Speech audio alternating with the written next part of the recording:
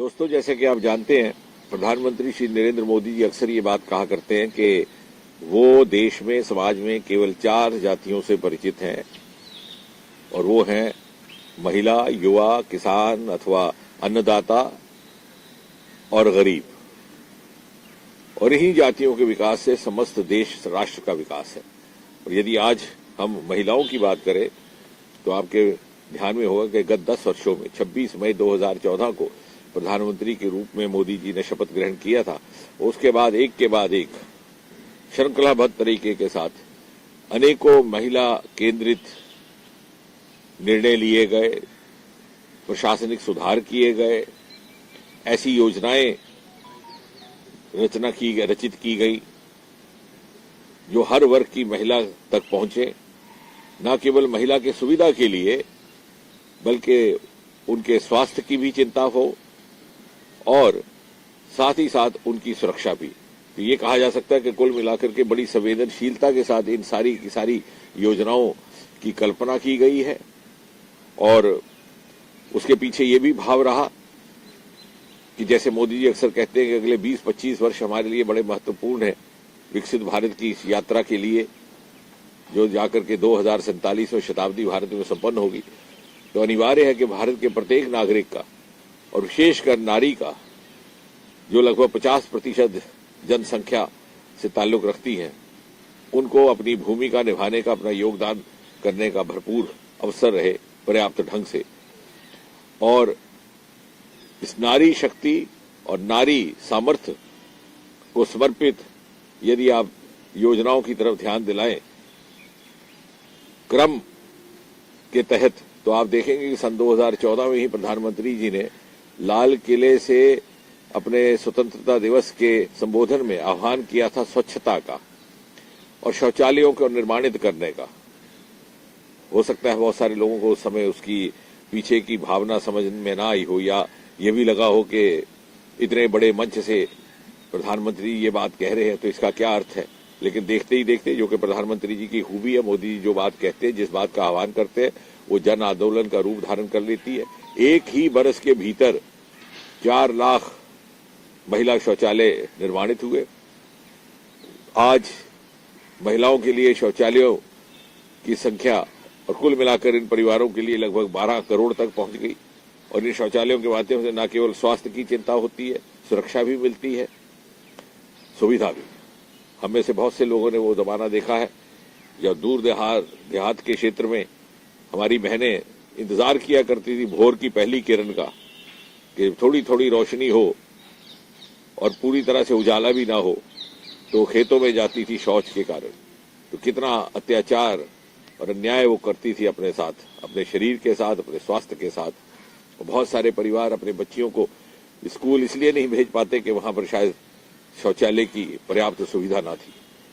इसी प्रकार 10 करोड़ महिलाओं के लिए गैस कनेक्शन परिवारों में, क्योंकि वो दौर भी गुजरा इस देश में कि सारा दिन महिला चूल्हा पकाने में बिता देती थी, उसका समय भी जाता, साथ ही साथ उसके फेफड़ों के लिए, उसके स्वास्थ्य के लिए भी उसका प्रतिकूल प्रभाव रहता।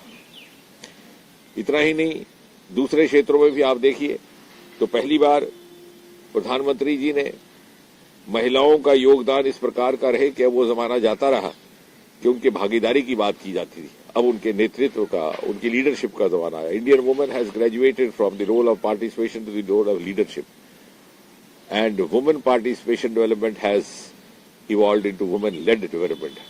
और उसका प्रत्यक्ष उदाहरण हमारे सामने है अंतरिक्ष के विभाग में, जहां के आदित्य मिशन की मुखिया भी महिला और चंद्रयान की ज्वाइंट डायरेक्टर भी महिला। इतना ही नहीं, मोदी जी के व्यक्तिगत प्रयास और हस्तक्षेप से महिलाओं को फौज में कमीशन की इजाजत दे दी गई, एयरफोर्स में फाइटर पायलट्स की, और हर एक क्षेत्र में। और आज आपने देखा पिछले ही सत्र में महिलाओं के लिए संसद में आरक्षण का भी विधेयक लाया गया, और प्रत्येक क्षेत्र में। और आज जो प्रधानमंत्री आवास योजना चल रही है, उसके तहत भी लगभग 3-4 करोड़ मकान, क्योंकि ये ऐसा समाज है, यदि आप कल्पना करेंगे जिसमें कच्चे मकान में रहना कोई बहुत बुरी बात भी नहीं समझा जाता था। एक तरह की हमारी मानसिकता इस प्रकार से बन चुकी थी कि एक वर्ग ऐसा था जिसके शायद भाग में लिखा होता था कि कच्चे ही मकान में पैदा होना। हमारे पूर्वज भी उसी तरह से अपनी जिंदगी बसर कर गए। लेकिन आज एक आकांक्षा जागी है, हसरत जागी है लोगों के भीतर, भारतवासियों के भीतर, और ये मकान महिलाओं के नाम किए जा रहे हैं।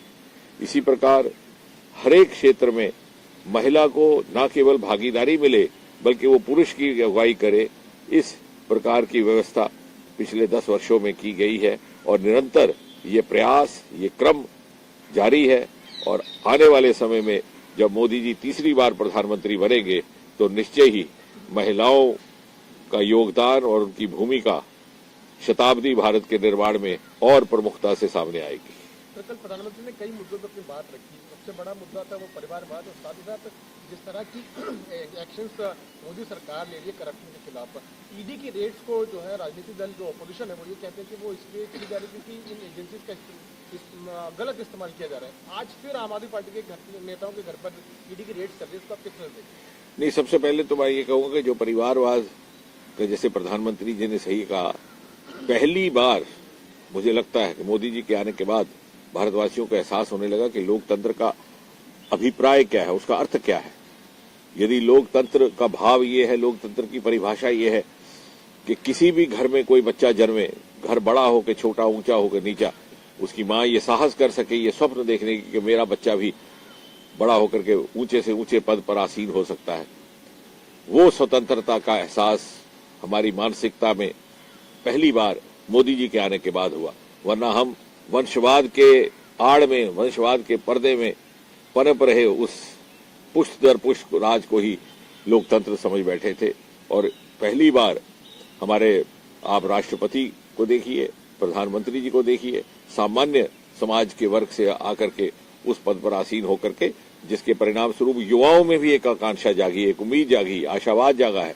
वरना 2014 से पहले का अगर आप आलम देखें, क्योंकि इसका एहसास करने के लिए, इसको समझने के लिए अनिवार्य कि आप तुलना करें, तर्क तथ्य तुलना हो। देखिए 2014 से पहले कैसा वातावरण था कि साहब कुछ एक परिवार है जिनके हिस्से में सब कुछ आता है, वरना हमारा तो भविष्य कुछ नहीं। और हमारे युवा इस इंतजार में रहते कि कब मौका मिले और देश छोड़कर के बाहर चले जाए, और आज वही युवा वापस देश आने के लिए उत्सुक थे। और जहां तक एजेंसीज का संबंध है, जब कांग्रेस वाले ये बात करते हैं कि किसी सीबीआई या अन्य एजेंसियों का दुरुपयोग किया जाता है, तो वो अपने चश्मे से जो उन्होंने अपने कार्यकाल में किया, उसी मानसिकता से वो इस बात का इजहार कर रहे हैं। उन्हीं के दौरान, उन्हीं के दौर में सुप्रीम कोर्ट ने कहा था कि पिजन इन केज, कि ये एक परिंदा है जिसको बांध के रखा गया है पिंजरे में। ये यूपीए सरकार के लिए कहा गया, एनडीए सरकार के लिए नहीं कहा गया। और आज भी 10 वर्ष बीत जाने के बाद जितने भी घोटाले आ रहे हैं, पिछली सरकारों के मंत्रियों के खिलाफ आ रहे हैं। वर्तमान में 10 साल में किसी भी मोदी जी की मंत्री परिषद के किसी भी सदस्य के खिलाफ कोई इस प्रकार का आरोप या घोटाला देखने में नहीं आया। और साथ ही साथ ये भी स्पष्ट कर दिया जाए कि लोकतंत्र के श्रेष्ठ मूल्यों का पालन करते हुए मोदी जी की सरकार और मोदी जी इन संवैधानिक संस्थाओं के कामकाज में दखल नहीं देते। और जिन लोगों को आपत्ति है या जो इस प्रकार की बातें करते हैं, वो शायद इसकी आड़ में अपने गुनाह, अपने पाप छिपाने का एक नाकाम प्रयास कर रहे हैं।